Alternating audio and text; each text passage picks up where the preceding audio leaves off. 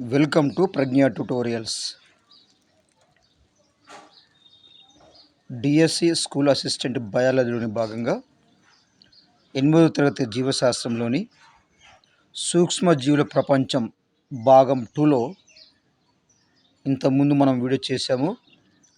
దాంట్లో కొంత మిగిలిపోయిన ఈ భాగాన్ని ఈ యొక్క వీడియోలో చూద్దాం. ప్రతి వీడియోలో కూడా డిఎస్సిలో ఏ ఏరియాలో అయితే మనకు బిట్స్ రావడం జరుగుతుందో ఆ ఏరియాలను మీకు స్పష్టంగా చెప్పడం జరుగుతుంది కనుక వీడియోను స్కిప్ చేయకుండా చివరి వరకు అయితే చూసే ప్రయత్నం అయితే చేయండి. క్లాస్ట్రిడియం బొట్యులినం. రైట్. క్లాస్ట్రిడియం బొట్యులినం అనేది ఒక రకమైన బ్యాక్టీరియా, అంటే ఆహారాన్ని కలుషితం చేసేటువంటి బ్యాక్టీరియా. ఈ ఆహారం కలుషితం చేయడం వల్ల కలిగే వ్యాధిని మనం బొట్యులిజం అంటాము. క్లాస్ట్రిడియం బొట్యులినం అనే బ్యాక్టీరియా ఆహారం కలుషితం కావడానికి ముఖ్యమైనటువంటి కారణం. దీనివల్ల కలిగే వ్యాధిని మనం బొట్యులిజం అంటాము. ఈ ఆహారాన్ని తిన్నప్పుడు మానవులకు వాంతులు, విరోచనాలు, మరణం కూడా సంభవించవచ్చు. రైట్. ఈ క్లాస్ట్రిడియం బొట్యులినం అదేవిధంగా బొట్యులిజం అనేది ఈ రెండు పదాలని జ్ఞాపకం ఉంచుకుంటే సరిపోతుంది. నెక్స్ట్ పోతే ఆహారం నిల్వ చేయడం. ఆహారాన్ని ఎందుకు నిల్వ చేయాలంటే కొన్ని రోజుల వరకు మనం ఆహారాన్ని నిల్వ ఉంచి వాడుకోవడానికి నిల్వ చేస్తూ ఉంటాం. మన ఇళ్ళలో రకరకాల ఆహార పదార్థాలని మనం నిల్వ చేస్తూ ఉంటాం. వీటిలో చూద్దాం ఒకటి. పచ్చళ్ళు. పచ్చళ్ళు తయారీలో ఉప్పు, నూనె కలపడం ద్వారా నిల్వ చేస్తారు. అంటే పచ్చళ్ళను ఏ విధంగా నిల్వ చేస్తారంటే ఉప్పు, నూనె కలపడం ద్వారా నిల్వ చేస్తారు. ఇది ఒకటోది. నెక్స్ట్ 2, జాములు, జెల్లీలు, పండ్ల రసాలు. జాములు, జెల్లీలు, పండ్ల రసాలు. వీటిని చక్కెర పాకంలో వేడి చేయడం వల్ల, వీటిని చక్కెర పాకంలో వేసి వేడి చేయడం వల్ల నిల్వ చేస్తారు. పచ్చళ్ళనేమో ఉప్పు, నూనె కలపడం ద్వారా నిల్వ చేస్తారు. జాములు, జెల్లీలు, పండ్ల రసాలు చక్కెర పాకంలో వేసి వేడి చేయడం వల్ల నిల్వ చేస్తారు. నెక్స్ట్ కూరగాయల ముక్కలు. నెక్స్ట్ 3వది కూరగాయల ముక్కలు. అదేవిధంగా చేపలు ఉప్పు కలిపి ఎండబెట్టడం వల్ల నిల్వ చేస్తారు.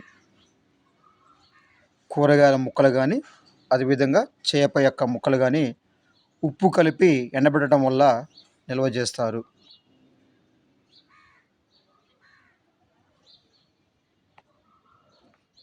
నెక్స్ట్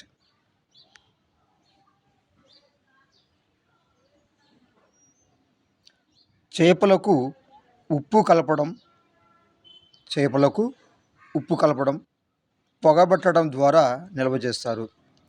చేపలను ఎలా నిల్వ చేస్తారంటే ఉప్పు కలపడం ద్వారా, అదేవిధంగా పొగబెట్టడం ద్వారా నిల్వ చేస్తారు. ఇవి ఆహార పదార్థాలను నిల్వ చేసేటువంటి పద్ధతులు. ఇవి గుర్తుంచుకుంటే సరిపోతుంది. నెక్స్ట్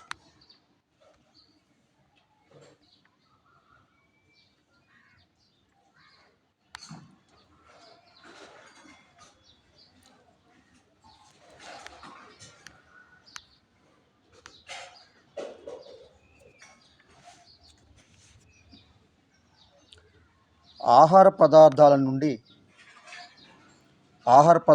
నుండి నీరు లేదా తడిని తొలగించడం జరుగుతుంది. అందువల్ల ఆ యొక్క ఆహారంలో సూక్ష్మజీవులు అనేవి పెరగకుండా ఉంటాయి. తద్వారా ఆహారం నిల్వ ఉంటుంది. నెక్స్ట్ మన ఇళ్ళలో రిఫ్రిజిరేటర్లో అంటే ఫ్రిడ్జ్లో మనం కొన్ని రకాల ఆహార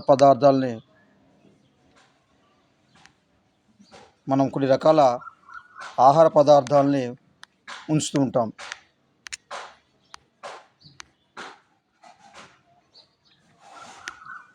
ఈ యొక్క ఆహార పదార్థాలు ఉంచినప్పుడు ఫ్రిడ్జ్లో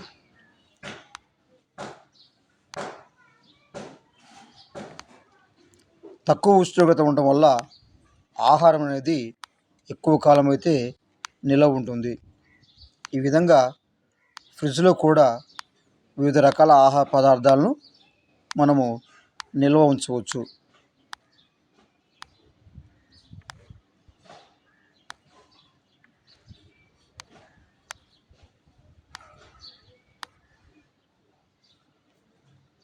రైట్.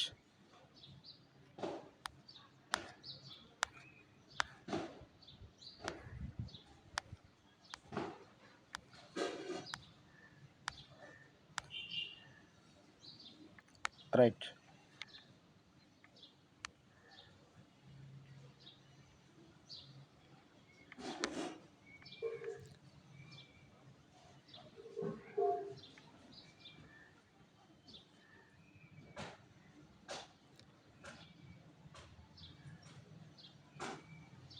మన ఇళ్ళలో పాలను తాగడానికి లేదా నిల్వ చేయడానికి ముందుగా మనము వేడి చేస్తుంటాము. ఈ విధంగా వేడి చేయడం వలన ఏమవుతుందంటే సూక్ష్మజీవులు అనేవి నశిస్తాయి. అంటే పాలను వేడి చేయడం వల్ల సూక్ష్మజీవులు నశిస్తాయి. అదేవిధంగా మనం పండ్లు, కూరగాయలు భోజనం చేసిన తర్వాత మిగిలిన పదార్థాలను మనం ఎక్కడ ఉంచుతామంటే రిఫ్రిజిరేటర్లో ఉంచుతాం. ఈ రిఫ్రిజిరేటర్లో ఉంచడం ద్వారా ఏమవుతుందంటే సూక్ష్మజీవుల పెరుగుదలను ఆపివేస్తుంది. ఎప్పుడైతే ఆహార పదార్థాలను మనము రిఫ్రిజిరేటర్ లేదా ఫ్రిడ్జ్లో ఉంచడం ద్వారా ఏమవుతుందంటే ఆ యొక్క ఆహార పదార్థంలో సూక్ష్మజీవుల యొక్క పెరుగుదల అనేది ఆపివేస్తుంది. ఈ సూక్ష్మజీవులు అతి ఎక్కువ, అతి తక్కువ ఉష్ణోగ్రత దగ్గర అంతగా వృద్ధి చెందవు. అంటే ఎక్కువ ఉష్ణోగ్రత ఉన్నా సరే లేదా తక్కువ ఉష్ణోగ్రత ఉన్నా సరే ఈ యొక్క సూక్ష్మజీవులు ఎక్కువగా వృద్ధి చెందవు. కాబట్టి ఈ రిఫ్రిజిరేటర్లో పెట్టిన ఆహారము చెడిపోకుండా కొంతకాలము ఉంటుంది. నెక్స్ట్ పోతే పాశ్చరైజేషన్.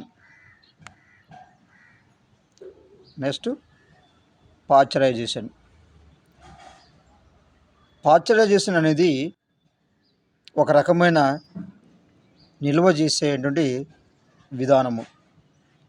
అంటే ఆహార పదార్థాలు నిల్వ చేయడానికి పాశ్చరైజేషన్ను ఉపయోగిస్తారు. ఈ విధానంలో పాలను సేకరించి 72 డిగ్రీల సెంటీగ్రేడ్ వరకు 15 నుండి 30 నిమిషాల పాటు వేడి చేస్తారు. ఈ పాశ్చరైజేషన్ విధానం ఏంటంటే పాలను సేకరించి 75 డిగ్రీల సెంటీగ్రేడ్ వద్ద 15 నుండి 30 నిమిషాల వరకు మొదటగా వేడి చేస్తారు. తర్వాత వీటిని చల్లారుస్తారు. త్వరగా చల్లార్చి నిల్వ చేస్తారు. ఈ విధంగా చేయడం వల్ల చాలా మటుకు సూక్ష్మజీవులు పెరగకుండా నిరోధించబడతాయి. లూయి పాశ్చర్ కనుగొన్న ఈ పద్ధతిని ఏమంటే పాశ్చరైజేషన్ అంటాము. లూయి పాశ్చర్ కనుగొన్నటువంటి ఈ యొక్క పద్ధతి ఏమంటే పాశ్చరైజేషన్ అంటాము. ఏం చేస్తే పాశ్చరైజేషన్లో పాలను సేకరించి 72 డిగ్రీ సెంటీగ్రేడ్ వద్ద వేడి చేస్తారు. వేడి చేసిన తర్వాత 72 డిగ్రీ సెంటీగ్రేడ్ వరకు 15 నుండి 30 నిమిషాల పాటు వేడి చేసి తర్వాత వాటిని చల్లార్చి వాటిని నిల్వ చేస్తారు. ఈ విధంగా చేయడం వల్ల సూక్ష్మజీవులు అనేవి పెరగవు.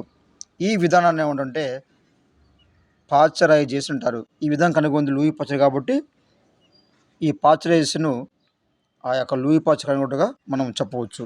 అడగవచ్చు బిట్టు, పాశ్చరైజేషన్ను కనుగొన్న శాస్త్రవేత్త ఎవరు అంటే మనం లూయి పాశ్చర్ అని చెప్తే సరిపోతుంది. నెక్స్ట్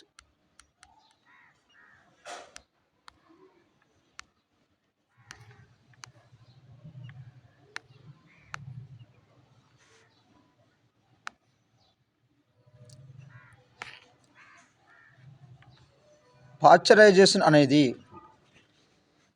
ఒక సూక్ష్మజీవిరహిత విధానం కనుగొనడానికి మార్గం చూపించింది.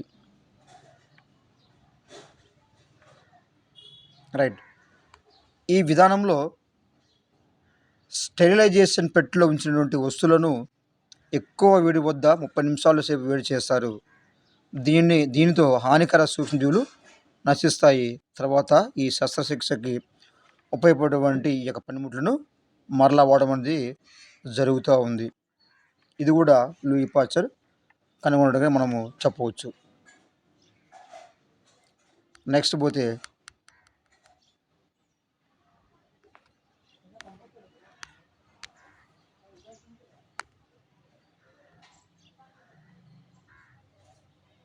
నిల్వ చేయడం, ప్యాకింగ్ చేయడం.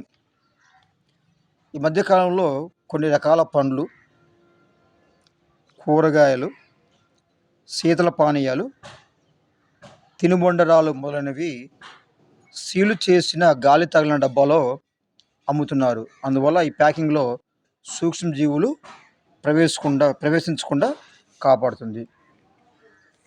ఈ విధంగా ప్యాకింగ్ చేయడం వల్ల ఉపయోగం ఏంటంటే ఆహారం పాడవకుండా నిరోధించవచ్చు. అదేవిధంగా ఆహారాన్ని ఎక్కువ కాలము నిల్వ చేయవచ్చు ఈ యొక్క ప్యాకింగ్ ద్వారా. నెక్స్ట్, అంతేకాకుండా ఆహార నాణ్యతను ఎక్కువ కాలం కాపాడవచ్చు ఈ యొక్క ప్యాకింగ్ విధానం ద్వారా. అంతేకాకుండా కొన్ని రకాల పదార్థాలను దూర ప్రాంతాలకు ఎగుమతి చేయడంతో పాటు అన్ని కాలాల్లో అందుబాటులో ఉండవచ్చు. అందువల్ల ఈ యొక్క ఆహార పదార్థాన్ని నిల్వ చేసి ప్యాకెట్ రూపంలో ఉంచుతారు. నెక్స్ట్,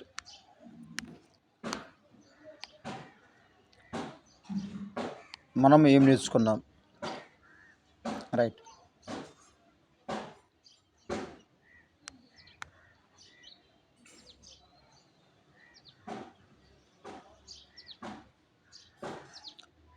కొన్ని రకాల సూక్ష్మజీవులు ఉపయోగకరమైనవి, అయితే కొన్ని అపాయకరమైనవి. సూక్ష్మజీవుల్లో కొన్ని ఉపయోగకరంగా ఉంటాయి, మరికొన్ని అపాయకరంగా ఉంటాయి. ఈ యొక్క సూక్ష్మజీవులు ఇంటిలోను, పరిశ్రమలలోను పర్యావరణాన్ని శుద్ధి చేయడానికి ఉపయోగపడతాయి. కొన్ని రకాల సూక్ష్మజీవులు ఇంటిలో, అదేవిధంగా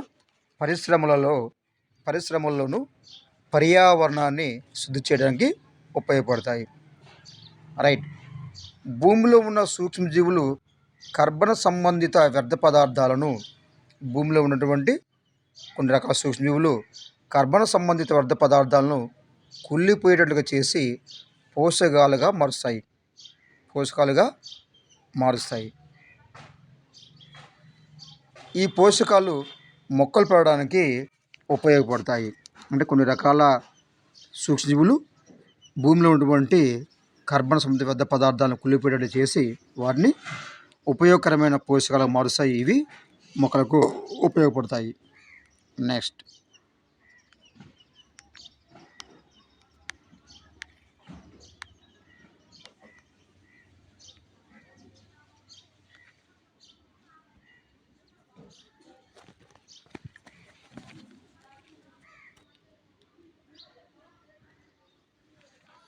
కొన్ని రకాల సూక్ష్మజీవులు మానవులలో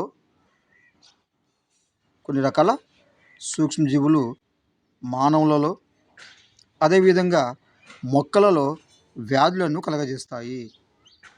కొన్ని రకాల సూక్ష్మజీవులు మానవులలో, అదేవిధంగా మొక్కలలో, జంతువులు కూడా వ్యాధులను కలుగజేస్తాయి. కొన్ని సూక్ష్మజీవులకు కీటకాలు, జంతువులు వాహకాలుగా ఉపయోగపడతాయి. కొన్ని రకాల సూక్ష్మజీవులకు కీటకాలు, అదేవిధంగా జంతువులు అనేవి వాహకాలుగా ఉపయోగపడతాయి. కొన్ని సూక్ష్మజీవులు సరిగ్గా నిల్వ చేయని ఆహార పదార్థాలను పాడు చేస్తాయి. కొన్ని రకాల సూక్ష్మజీవులు అయితే ఆహారాన్ని సరిగ్గా నిల్వ చేయకపోతే అట్టి ఆహార పదార్థాలను పాడు చేస్తాయి.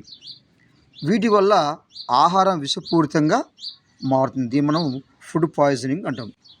కొన్ని రకాల సూక్ష్మజీవులు సరిగ్గా నిల్వ చేయని ఆహార పదార్థాలను పాడు చేస్తాయి. వీటి వల్ల ఆహారం విషపూరితంగా మారుతుంది. నెక్స్ట్, పాశ్చరైజేషన్ విధానం ఎక్కువ కాలం పాటు పాలు నిల్వ చేయడానికి ఉపయోగపడుతుంది. ఈ పాశ్చరైజేషన్ విధానం అనేది ప్రధానంగా పాలను నిల్వ చేయడానికి ఉపయోగపడుతుంది. అంటే పాలను ఎక్కువ కాలం నిల్వ చేయాలంటే ఈ యొక్క పాశ్చరైజేషన్ విధానాన్ని ఉపయోగిస్తారు. నెక్స్ట్, లెగ్యుమినేస్ జాతి మొక్కల వేర్ల బుడిపలలో, లెగ్యుమినేసి అంటే కంది, పెసర, మినుము, వేరుశనగ ఇలాంటి మొక్కలు మనం ఏమంటామంటే లెగ్యుమినేస్ మొక్కలు అంటాము. ఈ మొక్కలలో ఉన్నటువంటి వేర్ల బుడిపల్లో ఏముంటుందంటే రైజోబియం అనే బ్యాక్టీరియా ఉంటుంది. రైజోబియం బ్యాక్టీరియా ఉంటుంది.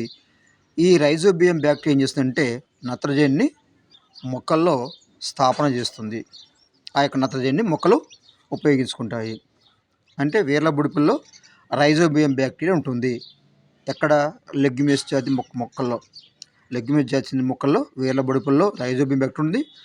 ఈ రైజోబియం బ్యాక్టీరియా నత్రజనిని మొక్కలలో స్థాపన చేయడానికి ఉపయోగపడతాయి. ఈ విషయాన్ని గుర్తుంచుకుంటే సరిపోతుంది. నెక్స్ట్,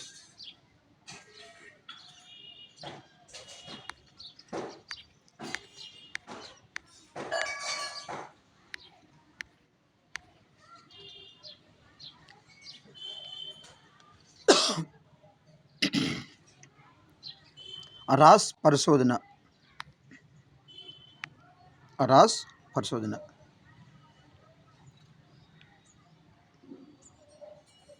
రొనాల్డ్ రాస్ ఒక మిలిటరీ డాక్టరు. ఈ రొనాల్డ్ రాసు మలేరియా వ్యాధిపై 16 సంవత్సరాల పాటు విస్తృతంగా ఎక్కడ పరిశోధన చేశాడంటే ఇండియాలో పరిశోధన చేశాడు. రొనాల్డ్ రాస్ ఈ యొక్క మలేరియా వ్యాధిపైన సుమారుగా 16 సంవత్సరాల పాటు విస్తృతంగా ఇండియాలో పరిశోధన చేశాడు. ఈ సుదీర్ఘ పరిశోధన అనంతరము మలేరియాను కలుగజేసే సూక్ష్మజీవి ఆడ అనాఫిలిస్ దోమలో ఉంటుందని, ఆడ అనాఫిలిస్ దోమలో ఉంటుందని, ఇది మలేరియా వ్యాధిగ్రస్తులలో పెరుగుతుందని కనుగొన్నారు. ఈ 16 సంవత్సరాలు విస్తృతంగా పరిశోధన చేసి ఈ మలేరియాని కలుగజేసే జీవి ఎక్కడ ఉంటుందంటే ఆడ అనాఫిలిస్ దోమలో ఉంటుందని ఈయన కనుగొనడం జరిగింది. రాస్కు 1902 సంవత్సరంలో నోబెల్ పురస్కారం లభించింది. ఈ మలేరియా పైన పరిశోధన చేసేందుకు గాను ఈ యొక్క రొనాల్డ్ రాస్కి నోబెల్ పురస్కారం లభించింది. ఎప్పుడంటే 1902 సంవత్సరంలో. రైట్. మలేరియా కలుగజేసే సూక్ష్మజీవి ఎక్కడ ఉంటుంది? ఆడ అనాఫిలిస్ దోమలో ఉంటుంది అని కనుగొన్నాడు. నెక్స్ట్, దీనికి గాను రాస్కి 1902లో నోబెల్ పురస్కారం అయితే లభించింది. ఈ రెండు ఇంపార్టెంట్ బిట్స్ ఒకసారి గుర్తుంచుకుందాం. నెక్స్ట్, ఈ మలేరియా పైన ప్రయోగాలు ఎప్పుడు జరిపాడు, జరిపినటువంటి ప్రదేశం ఎక్కడ అని అడుగుతాడు. ఒకసారి అడగడం జరిగింది. రొనాల్డ్ రాస్ మలేరియాపై పరిశోధన చేసింది ఏ నగరంలోని ఒకసారి బిట్ అయితే డిఎస్ రావడం జరిగింది. అది గుర్తుంచుకుందామండి. ఎక్కడంటే మన రాష్ట్ర రాజధాని జంట నగరాల్లో ఒకటైన సికింద్రాబాద్లో, ఎక్కడండి? ఈ యొక్క సికింద్రాబాద్లో పరిశోధన చేశాడు. రొనాల్డ్ రాస్ ఏ నగరంలో పరిశోధన చేసిందంటే సికింద్రాబాద్లో చేశాడండి. ఇది కూడా ఒకసారి బిట్ అయితే రావడం జరిగింది డిఎస్సిలో, ఒకసారి జ్ఞాపకం ఉంచుకోండి.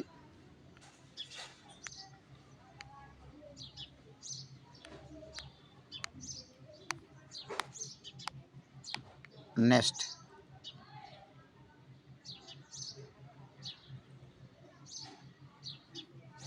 ఇది కూడా ఇంపార్టెంట్ అండి. రొనాల్డ్ రాస్కి పరిశోధన చేసేందుకు ఆయనకి నోబెల్ పురస్కారం లభించింది 1902వ సంవత్సరంలో. ఇది కూడా ఇంపార్టెంట్ బిట్టే. నెక్స్ట్ పోతే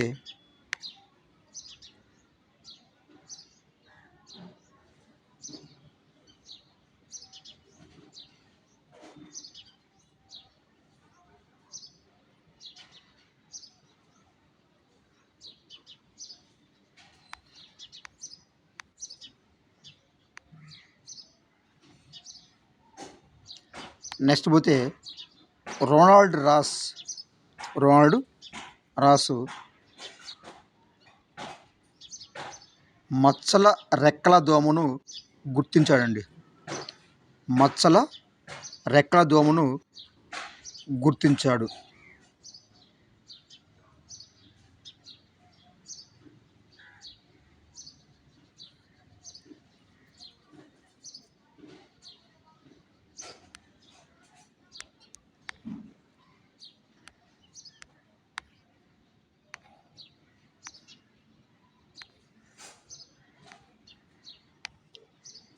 నెక్స్ట్ పోతే రొనాల్డ్ రాసు మలేరియా ఏ విధంగా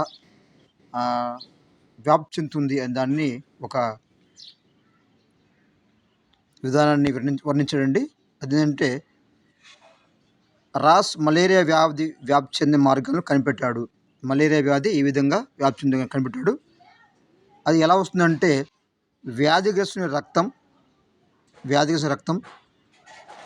అక్కడ నుండి దోమ ఉదరం, లాలాజల గ్రంథులు, దోమకాటు, ఆరోగ్యవంతునికి సంక్రమణ. ఈ విధంగా ఒక ఆరోగ్యవంతుడి మానవునికి ఏ విధంగా ఈ యొక్క మలేరియా వస్తుందో రొనాల్డ్ రాసు తెలియజేశాడండి.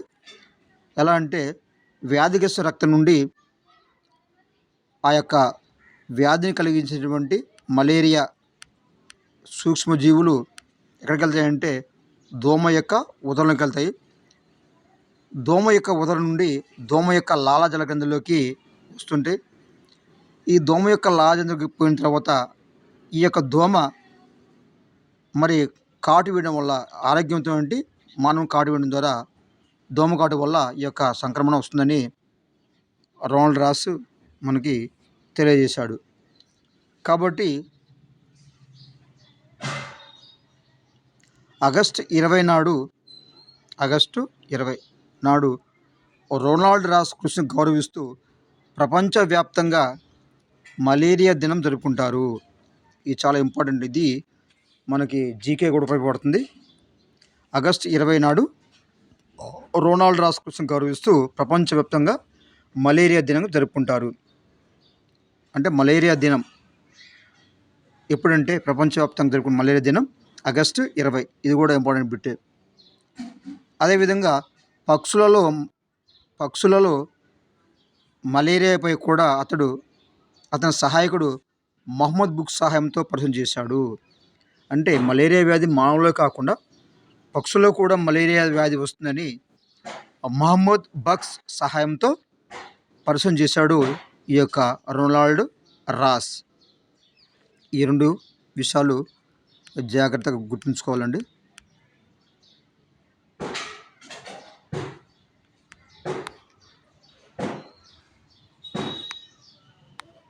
నెక్స్ట్ జంతువుల ప్రత్యుత్పత్తి నెక్స్ట్ వీడియో చూద్దాం. చూస్తూనే ఉండండి మన ప్రజ్ఞ ట్యుటోరియల్స్.